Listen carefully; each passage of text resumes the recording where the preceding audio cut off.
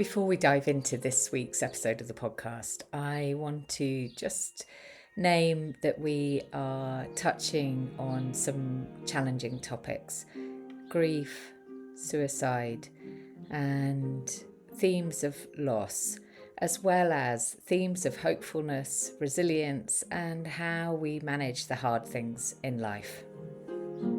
Welcome to the Henny Flynn podcast, the space for deepening self-awareness with profound self-compassion. I'm Henny. I write, coach, and speak about how exploring our inner world can transform how we experience our outer world, all founded on a bedrock of self-love. Settle in and listen and see where the episode takes you.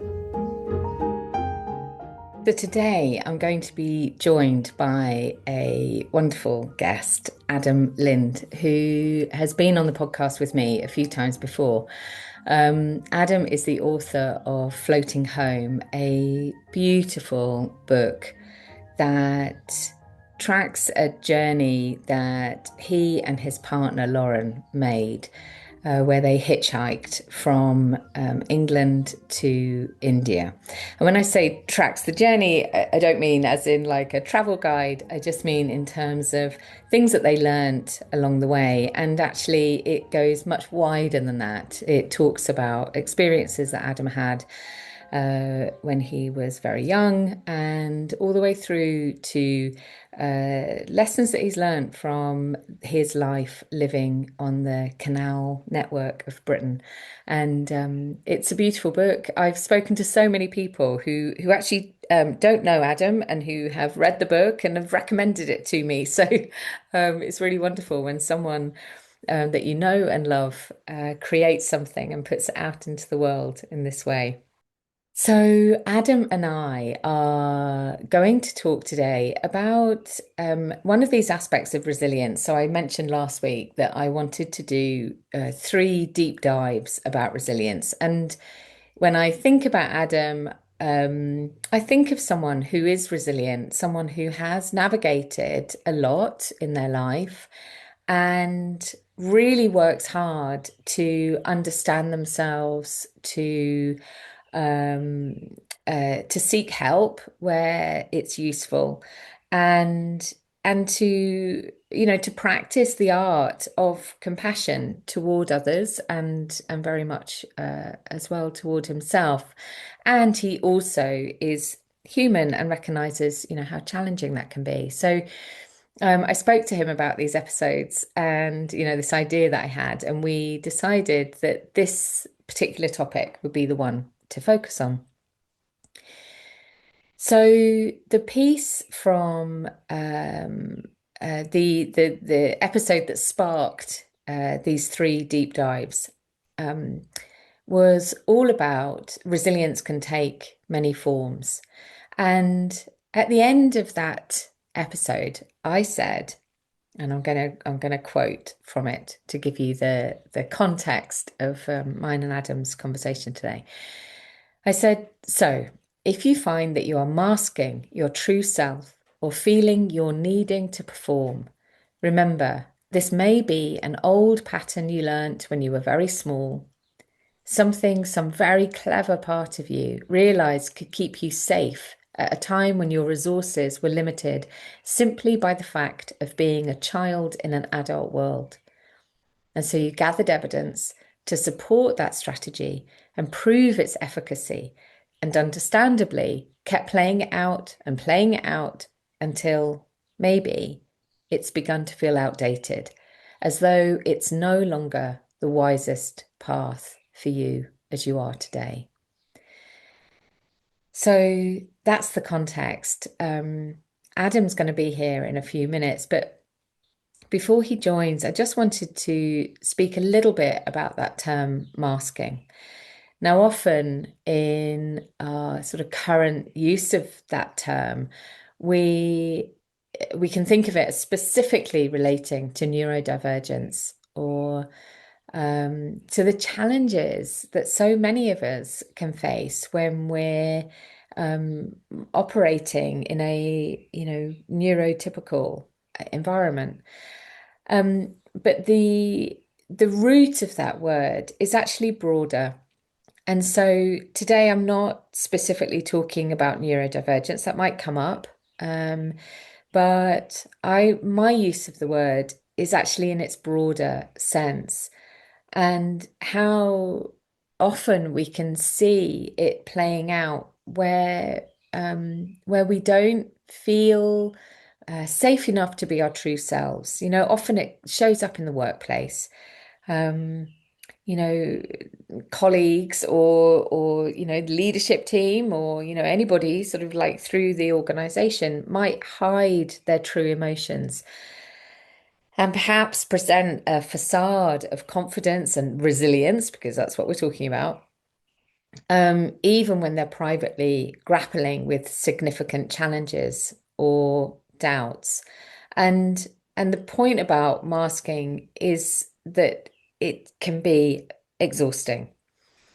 Um, it's also something that is a very kind of defensive practice, and if we find ourselves having to mask in many aspects of our lives, for maybe in all of our interactions, and certainly people who experience neurodivergence, can sort of speak about this exhaustion that can come from having to show up in a way that doesn't feel completely true for themselves because of fear of being rejected or excluded in some way. And as humans, like we have this really innate desire to belong.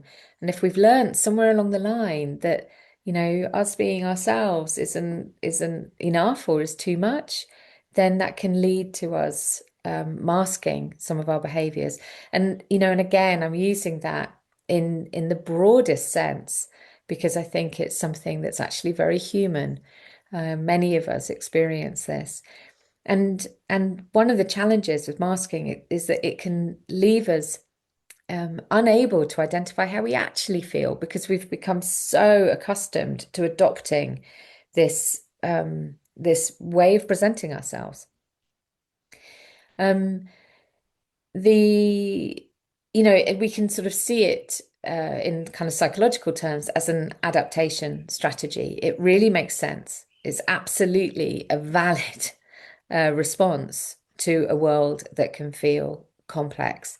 Um, and then there are two other terms that are I'm sure, will come up while we're talking. One is about sort of performative behaviors. So these are much more voluntary and they can be contextual. Um, and it's a way of kind of managing like how we show up in the world. It might not always feel as though it's a choice, but it is often much more sort of consciously calculated. I don't say that in a kind of like cold calculation sort of way, but in terms of like, oh, this is what I need to do in order to feel okay. Whereas masking can feel much more instinctive, much more almost like a kind of involuntary response to the world. Whereas performative behaviors are more conscious, we're more aware of it at some level. Um, and it tends to be situation specific. So we might feel safe enough to be ourselves in, some environments, but the need to perform in others. And again, in the workplace, this shows up a lot, Um, and and I think, in our world of social media, it can be very present because there's so much risk attached to what happens if we don't show up as ourselves, if we don't perform to some degree and kind of like, hide some parts of us. And of course, we're all doing that all the time. Not we're not all exposing our kind of darkest, deepest inner thoughts in every environment that we're in. Um, but it's all about the degrees of this. And then the other term, which I suspect will come up, I mean, I might be wrong about this, so let's see, is about compartmentalization or compartmentalizing, which is about temporarily setting something aside and And it's a kind of defense mechanism that we can have when something is really, really challenging. We can temporarily put it to one side in order to really access our resilience. And, there's lots of research around this that shows that even really resilient individuals may increase their use of compartmentalization to maintain their mood and to function effectively as, as a response to high stress. And, in a way, it sort of gives us like a kind of timeout. And of the three strategies, it's the one that, sort of can support kind of focus, emotional regulation, professional balance. And, when we're using it intentionally, it can be, it's not necessarily a negative thing to compartmentalize and just to put things gently to one side, but it's about the conscious use of that. And if it becomes rigid or unconscious, then it can lead to denial or to repression and emotional distance. So, with as with all of these things, like there's always a nuance and there's always a kind of like a spectrum of the behavior where it might feel like a good self-defense strategy, and then if it's overused or used in an unconscious way, it can shift into something which actually becomes negatively impacting on us. So I'm just going to briefly pause the recording and welcome Adam into the space, and then we will return and see where this conversation takes us.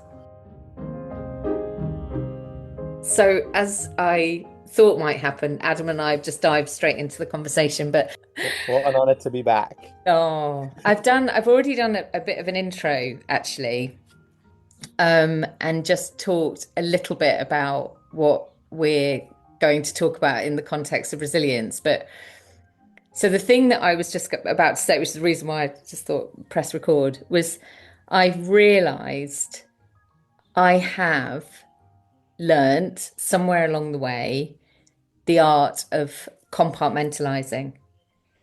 So that journey that I had to do this weekend and like it didn't kind of work out, I realized like even when I was driving back here that I could see my brain starting to sort of put everything into order. So it didn't feel gut-wrenching. It didn't feel, every now and again I would just go like, oh, for God's sake. Like, because it was my mistake that like led to what happened.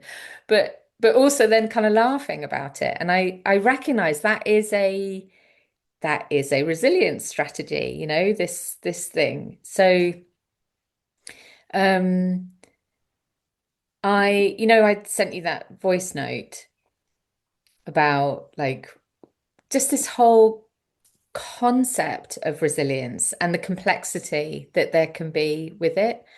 And yeah, just maybe just sort of like what are your thoughts even about just about that term? What does that term like raise for you? Yeah, well, interestingly, I feel like I've also been faced with the task of resilience this week a little bit. Mhm. Of course, as Of the course. universe always works in this way. And not too, well, yeah, it's a little bit heavy actually, but let's just go for it. So I found out last Wednesday that a guy that my wife Lauren and I know took his own life last week. Oh, God. And what was so I mean, yeah, we can unpack it, but in the context of resilience and with myself, I had a very strange reaction where one, I felt like I needed to or wanted to move straight into a caring role for Lauren because she understandably was very upset. But I also don't know if it's because I've experienced just so much death in my life. It's built a resilience where I didn't cry. And I'm a crier, like, every time I get on a call with you, I just hear you say hello and I can start crying. But I found it really interesting that I didn't cry. And I feel like I've been crying a lot less. And then I was questioning, am I numb? Am I emotionless? But actually, I think it is a level of resilience and, like you say, the compartmentalizing of, the circle of life and becoming, I guess, a bit more resilient to death and unfortunately suicide, because it's not the first person I know that's taken their own life. Um, so yeah, in the interest of resilience, I thought, does this mean resilience is just experiencing something again and again and again till it becomes a practice? Mm. Or is resilience, a better understanding of your internal self so you can, like, rather than react, respond to what's going on? But I've been really interested by my own response to this situation, if that makes sense. It really does. It's funny. You'll hear when you hear the introduction that I've done. One of the things that I said is I think that you have, through the experiences in your life, like had lots of um, encounters with resilience, and probably in the different forms that it can show up. Because I think, um, and before I say anything else, I just want to send like this, just this love out to everybody that knew your friend and to your friend, like this, it's such a, there's something so uh kind of poignant, I think, in when you said that you've experienced so much death in your life, but also that this experience of knowing loved ones who have taken their own lives is not unusual now. Mm, Like we know that suicide is more common, and I'm really aware of the, like, the tenderness when we're talking about resilience, and then this idea of suicide emerges as well. Like that feels, so I just want to kind of wrap that in the most enormous amount of love, um and just notice the complexity around those two concepts sitting side by side as well. for sure. And it's also really, a lot of the work I like to do is to encourage people to speak and be vulnerable, and particularly men. And Mike, the amazing guy that's taken his own life, it's one of these things, particularly what I find in the men's space, is if you could have lined up 100 people I know in front of me, he's the last I would have imagined. Like, Mm. life and soul of the party, creative, like always painting or making or doing woodwork. Or we went to a gig recently and, like, no one was dancing, but he's on the dance floor just like joking around, playing around with these hats, like just the most fun-loving guy. And it's all, annoyingly, it tends to be these people that are sometimes, like, well, without realizing, maybe suppressing something. I don't want to speculate, I don't know. Um, but that's where the shock comes from, and it's actually really encouraged me again to want to, maybe promote's the wrong word, but provide this message, an idea of, please, like, just speak, like, Yeah. particularly men, not just men, but, like, if we look at the rates in the UK, it is more common in men, I think, because they find it harder to talk. Mm. Um, but yeah, but also, like, there's been a beautiful unity of, like, community that have been brought together through it. And then also it's really inspired me to live. Like, I think that's what I've found the resilience through my life when it comes to death is, you know, obviously we're going so deep straight away, but all of this is impermanent, right? Life is fleeting if we look at it in the concept of timelines. And, like, we really should be living it, Mm. however that may look. And that doesn't mean that we have to ignore daily tasks and complexities and all these things, but within that, how can we find, even within the mundane, like, the sacredness to live and to be resilient in the face of adversity, Mm. and yeah, like, really enjoy the time that we basically get on this planet. I mean, yes, kind of amen to that, to all of that. Amen. Yeah, amen. Or Arwen, or a woman, like whatever we want to say. Um, I think there's something in what you're saying which, for me, like taps into this thing about performance, or that those kind of performative behaviors. And I know you and I have talked about this before, like, because I recognize uh definitely that kind of performative thing has been a strategy that I have used from being a small child. I mean, absolutely. It was. I learned that if I was feeling uncomfortable, unsure, lonely, a bit lost in a situation, or even feeling like I'd been like abandoned by the people around me, that if I put on this, and you can call it masking, but I think in sort of psychological terms, it's more about performative. Um, that would be the more accurate term. You can put on this kind of performance and show up as though you're okay. And for most of my life, I think I believe that was resilience. And I think there is something resilient about it. But when you look deeper as to like, well, what's the cause for why you need to put this front on, this performance on? Like what's sitting underneath that, the kind of like the fear or the like um the fragility, the hurt, the pain, whatever it might be. Actually, if we can work at that level, then it means that the performance isn't so needed, or that actually the behaviors can be more authentically true to ourselves. And that like true self-expression, we know is one of our most important like psychological markers of like positive mental health. So, these sort of time, and also like the other thing about performative stuff is that often it's calculated. It's like, I'm going into this situation, I know I'm going to feel uncertain, and so I'm going to pretend that I feel all right. Oh my God, just doing that, just like, oh, that it literally a little bit of my heart just broke off at the little girl and the adolescent and the woman in my 20s and my 30s who would, felt that she had to do that. And I think I said to you, I mean, this like I'm really like, yeah, exposing sort of something here, but like at the end of last year, I really had this, it was like the last bit of it just fell away.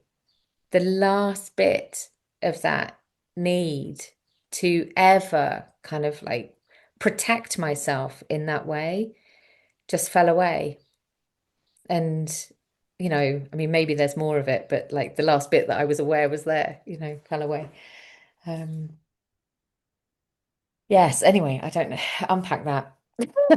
Yeah, well, I think, I mean, I've got so many thoughts going on in my head. I think the performative nature in comparison to resilience is so interesting because for me, like the performative stuff kind of comes in two senses.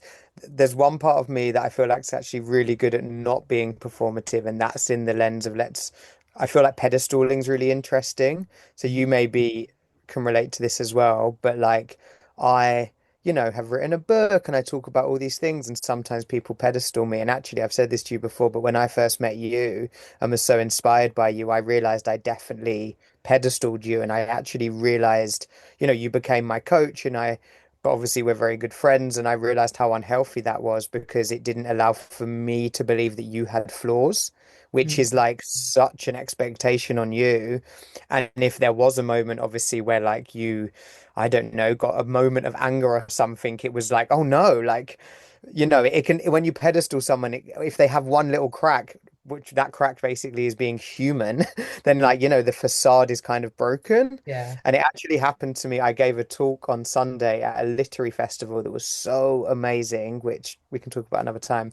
But I was on stage with these two amazing authors, and like the tent was packed, which was great because when you do a talk at an event and there's lots of stages, you don't know if anyone's going to be there. Um, and I could feel myself like, sharing this, let's call it like wisdom or notions about life and how I really think we can like be better humans and connecting and slow down and making the mundane sacred. And I just had this moment where I could feel the crowd are in the palm of my hands looking at me like I was this god. And I just felt this moment and I went, I just need to stop myself, guys, and let you know I barely do any of the stuff I'm saying right now. Like I have moments I do, and then I have weeks, sometimes months where I absolutely do not. So please don't look at me and be like, oh, I wish I was more like this guy. Like if I only implemented half of the things I know would make me live like a better life, gosh, I would be like the person I'm referring to. This isn't me as the guru saying, please do what I do. It's me kind of telling myself. Yeah. Particularly around like the slow living stuff, because I can talk about it in practice. But I said to them, I'm here on a stage at a festival. I've hosted 3 events this week talking about the same stuff. Like, when is the time I'm actually doing the slowness compared to talking about the slowness? So in that level of being performative, I think I've kind of got it a little bit down, because I, like yourself, I will always lead in vulnerability. If someone says, how are you? I won't lie. Getting on here and you saying about the resilience and me going straight into suicide chat, like no masking. But then I think the other side of performative that I'm trying to work on more is, I love this idea when people say like, who are you? When you're on your own, who are you compared to when you're out with other people? Because I actually find some of my most, I guess, toxic habits and traits are when I'm alone.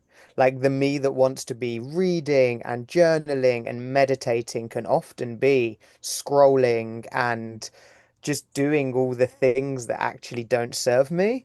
Mm. And I think, new journey of what I'm trying to do with resilience is become resilient in the face of being alone. Um, because yeah, I actually think I'm one of probably the worst versions of myself when I'm on my own.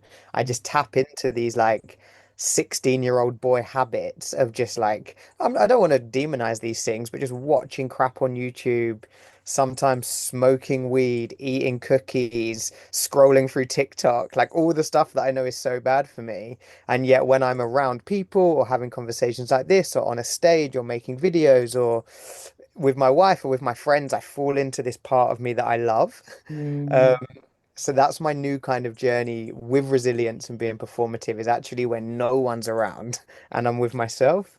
Do you know, Adam? Oh, I think you've just opened up something that is so maybe universal, that for so many of us, actually, even if we love our own company, or even if we have learned to love our own company, um, actually, it's when we are, me, myself, and I, that um those kind of other needs can emerge, perhaps because we are being truly our most authentic. So maybe because, all of our sort of social conditioning maybe has kind of fallen away. And so the small child that I don't know, learned that sort of food was a place of comfort. That part emerges. And so then it's like, oof, that really, really deep practice of self-compassion and attending to those parts, rather than doing the other thing, which, also very human, criticize ourselves for doing those things. So last week I took myself away. I go away every year in the van on my own. I quite often go to the same place because it's really beautiful. It's down in South Devon. I love the beach and walk the coastal path. And, it's so Instagrammable. Like, it's so gorgeous. And when I arrived, it was like 30 to 40 mile an hour gusts of wind. It's raining, and that's all fine. Like, that's all part of it. I'm completely happy with that. But what it meant was that I had to park the van at this like funny angle in the spot that I had, so that the roof wouldn't blow off if I opened it, and also so I could still see the sea from one of the windows. And then it meant I couldn't put the awning up. So I couldn't do the stuff that I was kind of, God, I was like so curious about this the whole time I was there. It meant I couldn't hang my fairy lights up, and I couldn't put my little Tibetan prayer flags up, which I always really like. And I couldn't like get my kitchen all set up in the way. And I was like, oh, this is so curious. Like, I couldn't present to these strangers in this site, this is the kind of person that I am. Like, this ain't my first rodeo. I know how to, like, it was so, and in the end, because the weather was so vile, and also I became so kind of interested in this, like, non, these, this non-performance of that some part of me was like desperate to do.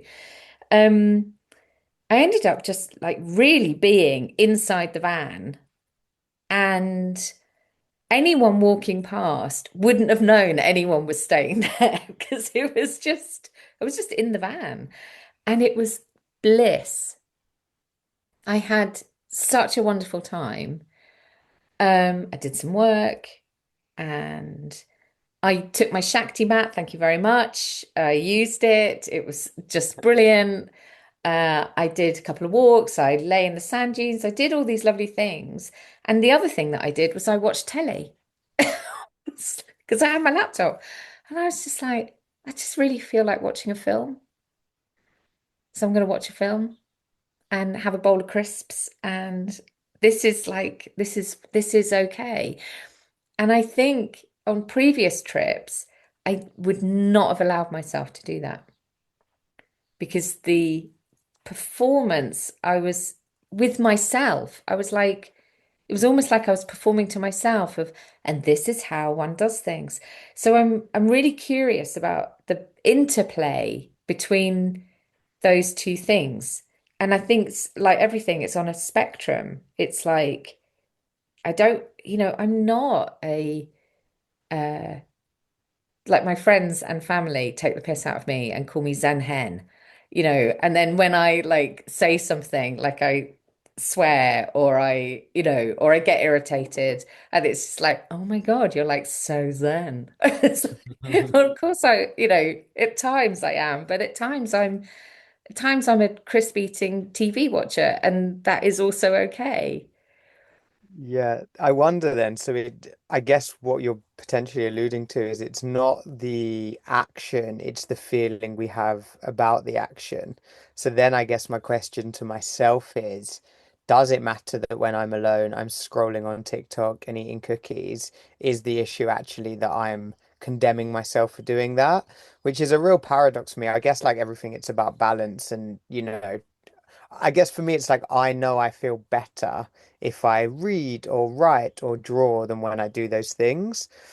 And also, we're such habitual creatures that I feel like, I guess for myself, often I'm so on when I'm out in the world and I'm having these conversations that when I am alone, I just want to do something mind-numbing. Yet I Yeah. still definitely condemn myself for doing that. And I guess I wonder why. I guess there's an inherent nature in me to always want to be learning. And I feel like I learn through reading and I learn through creating.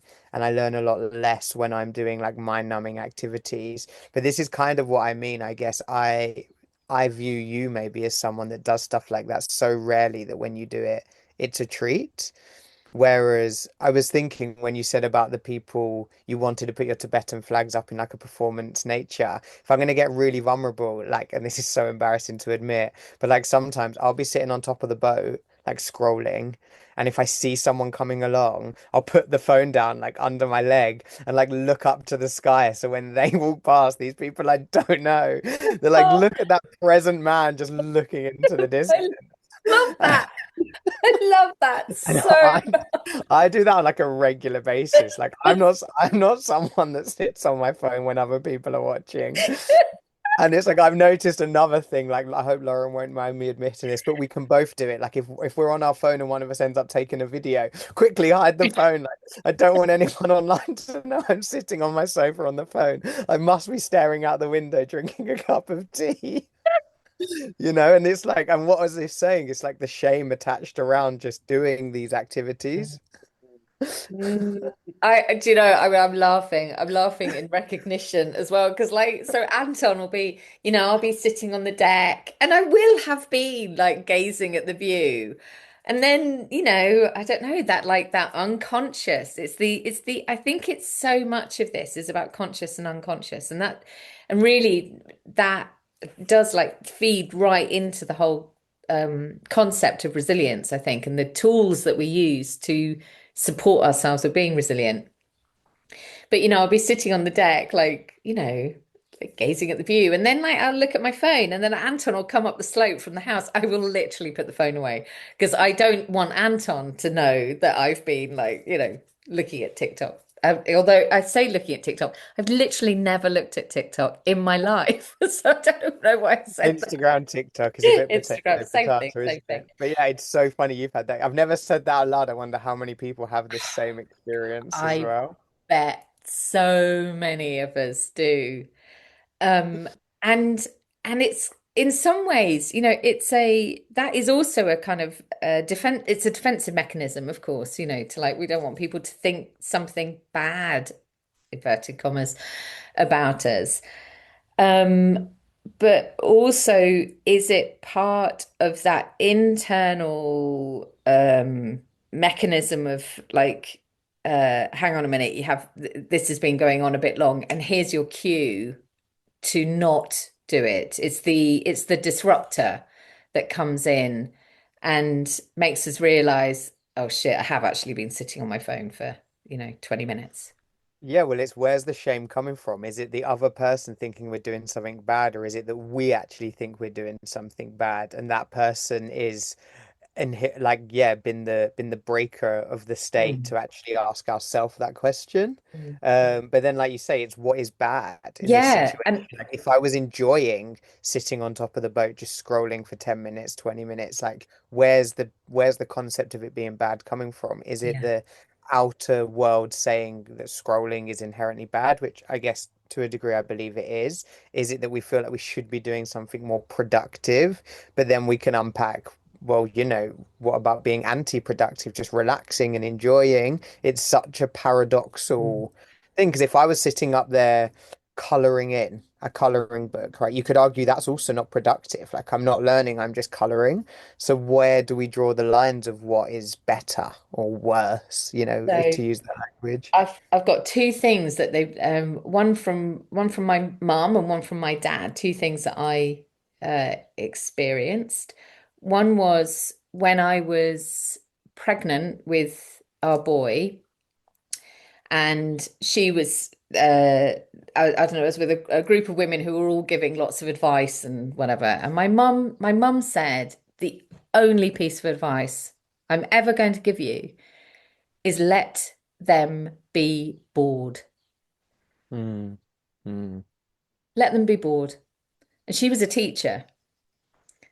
And so she really understood the power of creativity, and that boredom can be the wellspring of that. And I really held that actually. We were really uh I think Rue would probably say mean about things like PlayStation and internet and all of that kind of stuff, but not because of the so many of the kind of arguments that are around now, and I know that the government's just said about banning social media for under 16s, but for us it was, well, for me it was more about be bored, because then you might play, make some music, or you might do some art, or you might, you know, go out on your skateboard. Like it's like that.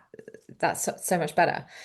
So I think I've got that sort of thought in my head. And then the other thought I have is how cross my dad was when I was like a young teen, and I would just sit on this really narrow, I don't know how I sat on it, really narrow windowsill in my bedroom and read for hours. I mean, like I could read for a day, like just totally immersed in another world. And my mum really supported it. And my dad, it just drove him mad because he thought it wasn't productive. Wow. So is that any different? So for him, me being in a book was the equivalent of, a kid being in a phone. Do you know what he believed you should have been doing that would have been productive? Um, I don't know, maybe a chore around the house, or yeah, That's so or interesting. yeah, I don't know, or out. He probably wanted me to be out. Like uh yeah. Yeah, he was a big like rugby player and cricketer and stuff. So yeah, it probably didn't. Yeah. With the boredom part, similar, I guess, to yourself, who goes away every year. As you know, I have a new ritual which is coming to your house, your land every year. which you obviously so beautifully name your land the land of no requirements. And obviously, I spend 3 days in the hut and I am stripped of the phone and the laptop and all these things, essentially allow myself, well, what I always imagine will be to be bored for 3 days with no kind of outside stimulation, really, other than obviously like the odd interaction with you. And I guess maybe the reason I'm condemning myself so much for the phone and the distraction is because I feel genuinely like my most happiest and most at peace when I'm in that space. So I guess I know really what my soul and my heart craves. Like in those 3 days, I start to write poetry again. I start to observe nature again. Read and I do all the things. And I always feel at the end, right, I never want to pick the phone up again. And I never finish an hour of scrolling being like, I can't wait to scroll again. And I guess that's also why we've chosen to put this retreat on together. And I guess how much we value it's like it's both can exist at once, right? Yes, it's great to let yourself eat crisps and scroll, but the fact of how good I feel when I come to your land and the fact we wanted to put this retreat on that kind of encourages people again to have no requirements and strip away also shows how important that is as well and how much people crave it because anyone I've spoke to about it says, oh, that sounds like an absolute dream.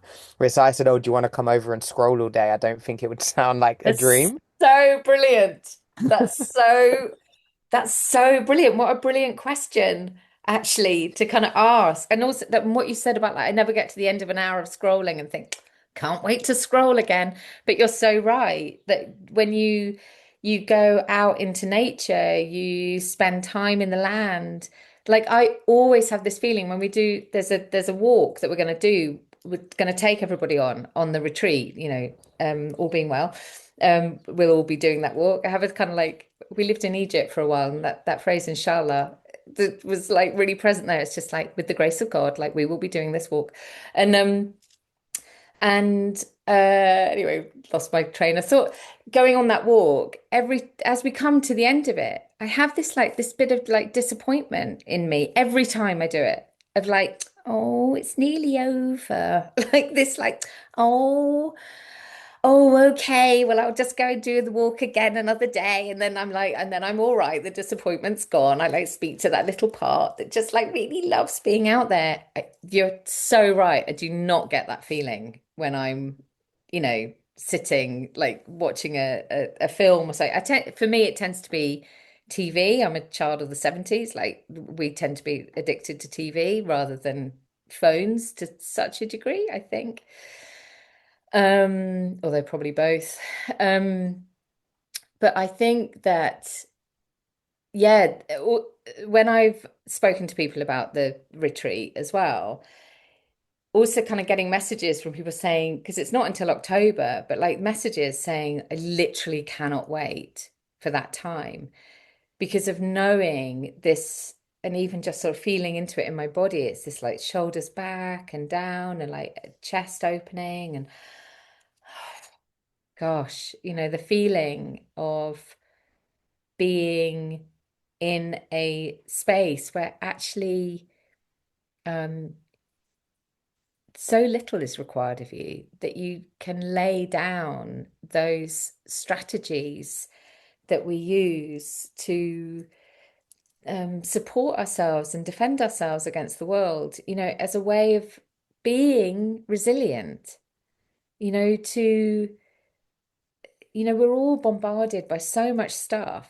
We're talking about phones, like phones are the source of like so much of the stuff that bombards us, news and negative stuff, and that I think, that practice of compartmentalizing is something that we all sort of often have to do because we can't hold the pain of the world within us all the time because we'd collapse. So we have to compartmentalize. The risk with that is if it becomes unconscious or becomes rigid, then it can lead to denial and suppression and a disconnection with our emotional state. So there's always a kind of balance with that. Um, but the sense of sort of being in a space where we can lay all that down is just so delicious for our bodies. It's obviously something that as humans we need that. We need that space. Yeah, and it's so rare we give it to ourselves. Like every time I leave yours for 3 days, just the feeling I have, it's like something I want to bottle and hold on to, and also something I want everyone to experience, which is, I guess, why we birthed the idea. But yeah, there's definitely like a deep craving. It got me thinking about like, I'm trying to, how would you define resilience? Mm. So, well, I like that question. And I really deliberately didn't look up a definition of it before talking because I kind of had a feeling that I like talking about things at the edges, rather than mm, the kind of rigid, like this is what something is. I think if when I was working in the corporate world, I saw resilience as just being literally another stick to beat people with. It was a way of saying, uh, you're not tough enough. You need to man up. You need to grow a pair. This like it was a really like hard-edged, very, very kind of um masculine sort of, and that I don't mean it in kind of that in a gender term, but in a sort of a very kind of like tough thing. Whereas actually, I think resilience is much more nuanced than that. I think people display the most astonishing resilience in their lives, sometimes just in getting up in the morning, and uh, I think so. In terms of my actual definition of it, I just need to listen in to myself for a little moment. Hmm. God. So, what came up was resilience is loving ourselves sufficiently that we're able to show up in the world. Hmm. Hmm.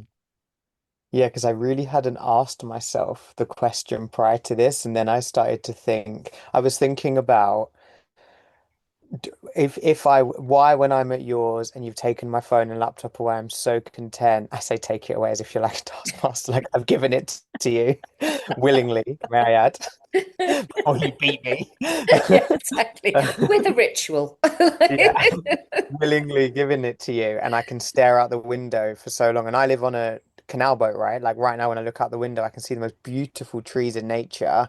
Yet when I am here, because the phone's close to me, like when we get off this call, I have the choice to stare out the window for a while. I have the choice to pick up the phone. And then I was like, oh, if I don't pick up the phone, is that me showing resilience? But then I was like, oh no, maybe that's discipline. So I then just was kind of getting confused between this merge of like resilience and discipline and if they interconnect. And I guess what you're saying, like sometimes it's just getting up in the morning or having the ability to love yourself sufficiently, I guess. Would you say there isn't a link between like resilience and discipline, or am I merging two worlds that aren't really linked? Mm. I think um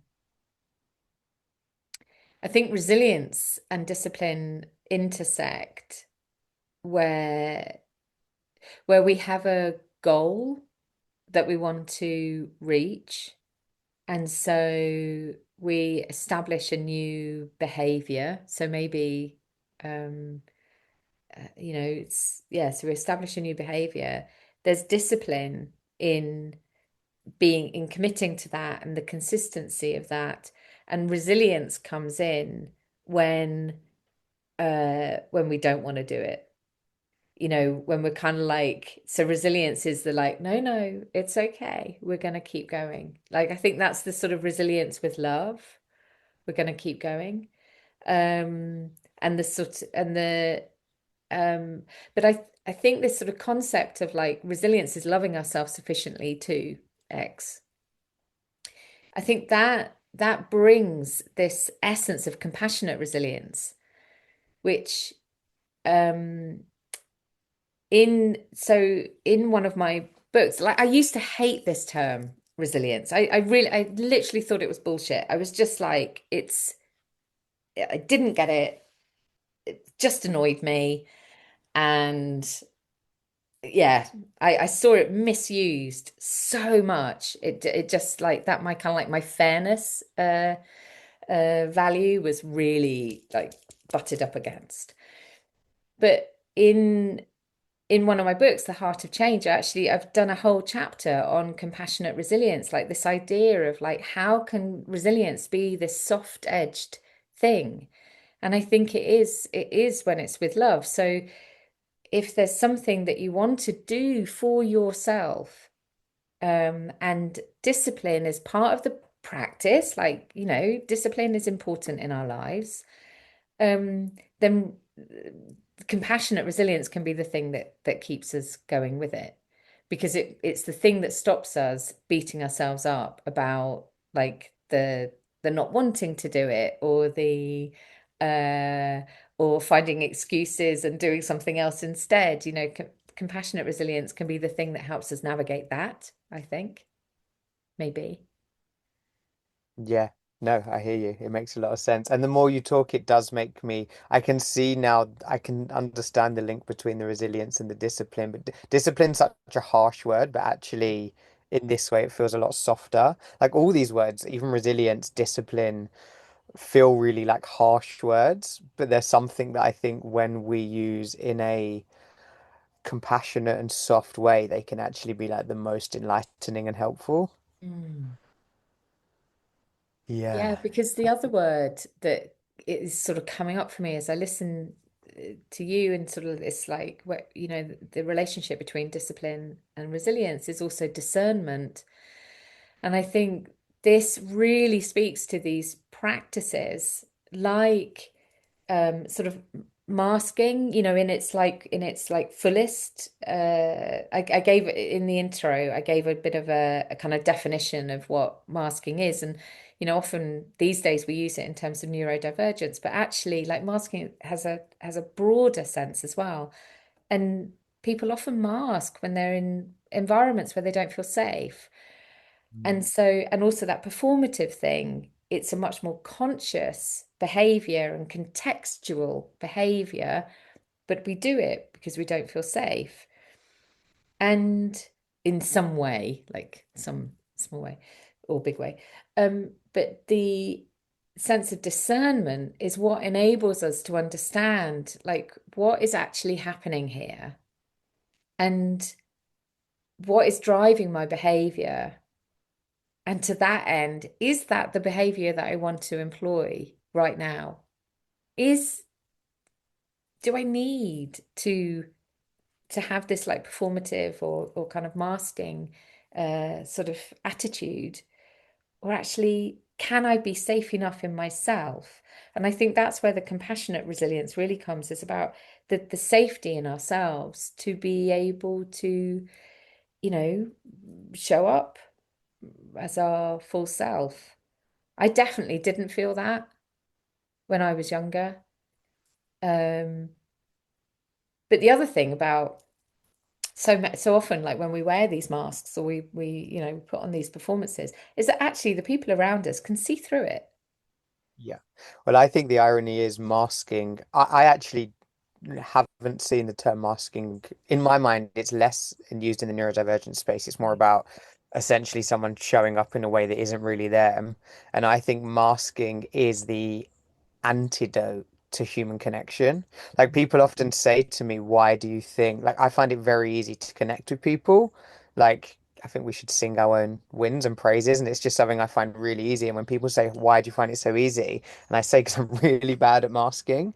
And if somebody says to me, how are you, or ask me a question, I'll just I'll tell the truth. And often it's not maybe what someone's expected, or it's not socially normal or accepted, but I've found that it allows you to connect with someone so much faster. Because when you get two people showing up in a way that they think they're meant to be showing up rather than how they want to show up, there's just like two masks and then two people behind. So you've got like four people in this Oh, two-person dynamic. And it gets me in this like really like I just can't do it. And I love watching people unmask. I often, as quick as I can, try and share something vulnerable about myself because it provides a space where the other person can do the same. But I'll use a funny example that got me into like a bit of an awkward situation the other day. I just started making a video about it. Is I was in the I do a lot of work around masculinity. I was in the men's changing room at the gym. There was these three guys in there, a bit like laddie guys. And this one guy turns to the other and is like, "Oh, how have you been, mate?" And the other guy's like, "Oh, I've had the best week, mate. I've smashed 5 birds in 5 nights." And I'm just like not really in the conversation. And he's like, and the best part is like not one of them know about the other. And I watched the other two guys like laugh, which looked authentically, and they all look at me ironically, I've with my compassionate lens in a kind way because they want me to feel a part of the conversation. But that's one of the situations I can't mask. Like I don't know how to fake laugh in those situations. So I just stand there with a completely blank expression on my face, which creates this extremely awkward energy in the room. And I just kind of like, I don't say anything. I didn't feel like challenging it in that moment. It didn't feel right. But I was just like, yeah, I just made this noise. And then just kind of got changed and left. And I just thought, how funny. And I wonder if the other two guys were actually masking Yes. because it's this male locker room chat is so socially acceptable. We all want to fit in. But I think I've developed a point where I just can't do it. Those two guys in the locker room, they were exerting a response to social norms about how men behave in a locker room. And what I find really interesting with you is that you don't have the sort of allegiance to those social norms in that way. And and I suspect it's probably one of the things that has enabled you to maintain your sense of self, even with your, I don't know, something like, 5 billion followers or whatever it is now. 5 billion and one, actually. 5 billion and one. So like that ability to still show up as you. And also, there's something really important here, I think, about boundaries. Like, where's the boundary around who we are? Or how much of ourselves we give in those kinds of very public realms. And I think, and again, I was sort of saying like that thing about playing at the edges of things. I think that's what you and I both do is we play at the edge of like, well, where's the boundary of like what feels okay for me to display of myself. And I'm just going to bring us right the way back to you talked about pedestalizing, which is a funny word, but um, I I am really aware that, I could present in, like this sort of idyllic life. It is really idyllic living here. And, and life is generally, really good in so many ways. And there are, really human things about me that mean that I do get cross about stuff and I have strong opinions about ways of being in the world. And we have like in my loved ones like really significant like health challenges that that are a kind of day-to-day thing that we have to also hold space for. So there's all of this like this reality is is all here. And boundaries are part of how we hold ourselves safe through that. Um, so we don't end up so overexposed that we're just raw and so vulnerable that we have no access to any of our resilience. So I think that is also important. Mm, yeah, Yeah. absolutely. Boundaries. Yeah, yeah, yeah. I mean, boundaries as a whole. Have you got another hour? Yeah, I know. Do you know what I really think? I think for me, like these two topics of resilience and boundaries are like I keep returning to them. So there's obviously something like in my own uh upbringing, nature, nurture, whatever, that really speaks to these two topics because I feel so strongly about both of them. Yeah, I think boundaries is something I'm really good at, actually, because I feel like the narrative normally is how like people are so bad with their boundaries and they let people XYZ.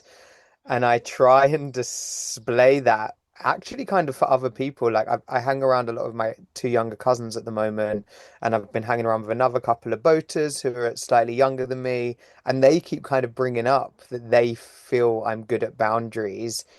I mean, I can give some really tiny examples that have happened recently that it seems so minuscule, but like, so one of the guys over here, we went somewhere together, and for him to go in was £40, and I paid it on my card for him. And then he messaged me the next day saying, "Oh, I've got cash. Can I just give it to you in cash?" And I didn't want the cash. So I said, "No, sorry, here's my bank details." And we spoke about it after, and he was like, "Oh, it was so cool you did that because I think if I didn't want the cash, I would have just said yes to the cash." And I was like, I know it's a tiny, silly example, but actually, most people, I don't want to say most people, Yeah. some people would have just, "Oh, I don't want to be difficult or I don't want to be this." And it's like, I didn't want the cash. I'd either lose it, my wife would take it. Like it would exit my remit very quickly. And I'd rather have the money in my bank account. And I Yeah. said, the thing about boundaries is what you're actually doing is just being honest. And I think people really respect honesty in it. When you say no to someone, it actually shows a level of closeness because it means you trust the person enough to still accept and want to be in my life, even if I tell the truth. Mm. And I try and practice this all the time. And it's something I've got increasingly better at, I'd say, because, you know, 9 times out of 10, I would say not only do people not care about the thing you might think they care about, they actually respect and are sometimes taken aback by the honesty that you can Mm. display. I remember hearing Rue saying to one of his mates, I can't remember what it was. I was like offering to give them a lift somewhere and it was like, thing that was like out of the way and, a bit of a pain. And they were just like, "Are you sure? Are you sure? Is that okay?" And they kept and I was just like, "Look, honestly, it's totally fine." And then Rue just went, "Look, when my mum says it's okay, it's okay. You don't have to ask." And that was such a brilliant moment because it's like, oh, it was like a sort of looking in a mirror and seeing, okay, so that is one of my boundaries. Like I don't say it's okay if it's not okay. And I think maybe there is this relationship actually between boundaries and resilience that actually if you have boundaries, that we're talking about, in kind of like our sort of day-to-day life, but if your boundaries are clear, it's much easier to be resilient because you can hold this energy for yourself that protects you and looks after you without it becoming a kind of barrier or becoming overwhelmed by other people's needs. And that is also part of resilience, is not being overwhelmed. Yeah, exactly. And you also trust yourself because it'd be interesting to hear your take on this. Like my favorite thing in any interpersonal relationship is if I go to someone or someone comes to me and says, "You've done this or you've been doing this and it's made me feel X." Like I love that. Like don't think it about me. Don't tell other people. Just come and tell me I can take it. And I had a friend approach me recently. We'd last spoke 2 weeks before this encounter. And he came to me and he said, "I feel like we don't speak enough. You don't make enough time for me. You know, like we're drifting away, da da da da da." And I was like, my first thought was like, "Love this. Like you felt this and you've come to me." And my initial reaction would usually be like, "I'm so sorry, da da da da da." But when I realized we'd had a long conversation 2 weeks before, I actually said, for me, we speak enough. Like I don't feel that I'd say if anything, I speak to you a lot more regularly, like twice a month. Like we'll see each other once a month and then we'll catch up maybe again within that month, which for me is actually enough. Like I have a lot of close relationships. The people in my main circle tend to be people I'm more, what do you call it? What's the word? More just because they are convenience the wrong word, but Oh, situational. yes, People I yeah. work with day to day, people I'm working on projects with week to week, people that live in this radius because maybe we're playing tennis together or going to the gym together or going for a coffee. And and that's environmental. It will change. I know as I move around, it will change. And it was funny because I was holding both. I was like, thank you so much for coming with me for this. I love that. I love it. Shows how much you value. But actually, I don't feel like I have the capacity or want to increase our communication. And that was a really Beautiful. interesting one because I felt bad because it's like, they've come to me with this, Mm, but the boundary was still held because I was like, I hear that from you and you feel like that, but it doesn't resonate for me. mm. And that was such Well, an interesting boundary to hold. that's beautiful. God, I mean, honestly, like so much love for that. Because what you didn't do was was join whatever emotion they were holding. You didn't just kind of merge in to that. And you were able to see. So Brené Brown talks about boundaries as being they are the like absolute fundamental requirement for compassion and empathy. So no shit, Sherlock, I'm really interested in boundaries. But you know, because what they show us is where you end and the other person begins. And what you were able to do was meet them where they met the edge of your boundary, so meet their boundary where it met the edge of yours, and still maintain your own space within it, rather than barreling through and just joining them in the space that they were in. And I think the other thing about that story is that maybe, in a really sort of beautiful kind of next step, maybe it becomes possible for them to work out, well, what is it about this relationship or the relationships that I have with other people that make me feel as though I'm not receiving enough? Maybe there's something there that I can work on or reflect on in some way. So I think when other people hold their boundaries, it's such a gift, Mm. you know? Yeah, and I think it ties in really nicely with not masking. Like Yeah, just keep showing up yeah, authentically, which is my eternal goal. yeah. And also recognizing that sometimes it's hard. And so, but we keep trying. It's like, and this is back to that not pedestalizing, because it's we just uh, and this raising awareness about what's happening inside us and keeping this like the witness or the observer part just kind of like always there, just kind of noticing like what's happening in our human form like, and this raising of awareness without it becoming shame is is really what um all of this work is about, this work of self-compassion, and that is part of resilience. It's part of like how we keep showing up for ourselves as well. Yeah. I love it when we just chat and put the world to rights. Mm. So, which we're obviously going to be doing a bit more of in October. I'm going to share with people in the notes about um, the retreat in October. I really can't wait to do Yeah, I that. can't wait. And if any of this, I guess, has resonated with anyone listening, we'd love for you to join us.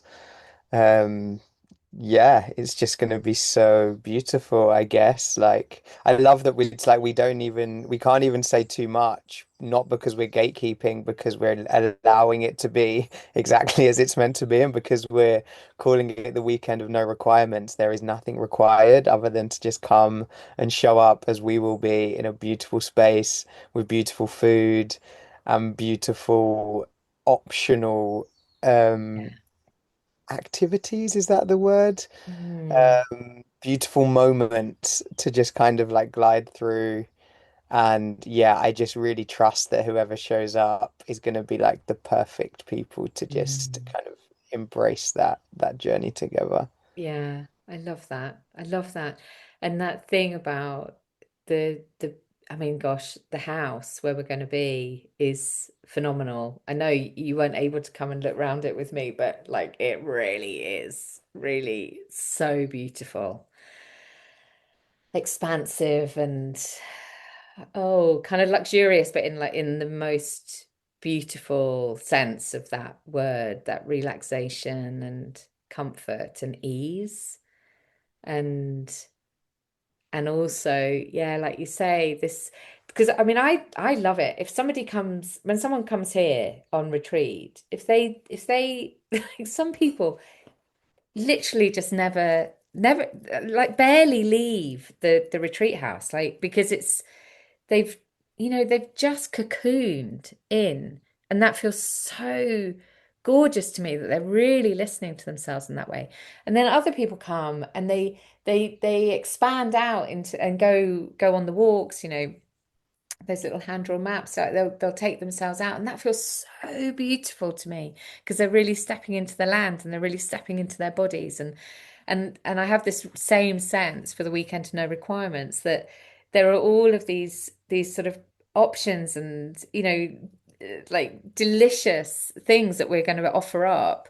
And if someone chooses to do none of them, I mean, that's just so brilliant. And if someone chooses to do every single one of them, that's just so brilliant. It's Yeah. like, because it's I all, hear that so much. And also what a good practice of boundaries and not masking. Like I love the idea of us being like, we're gonna do some yoga now, and someone being like, nope, and no, like taking a book and sitting in that beautiful room to read and just just not doing it because we don't want anyone to mask or do anything they don't want to do. I hope it's just like a whole weekend of activism where everything we offer, everyone just it's goes just and no.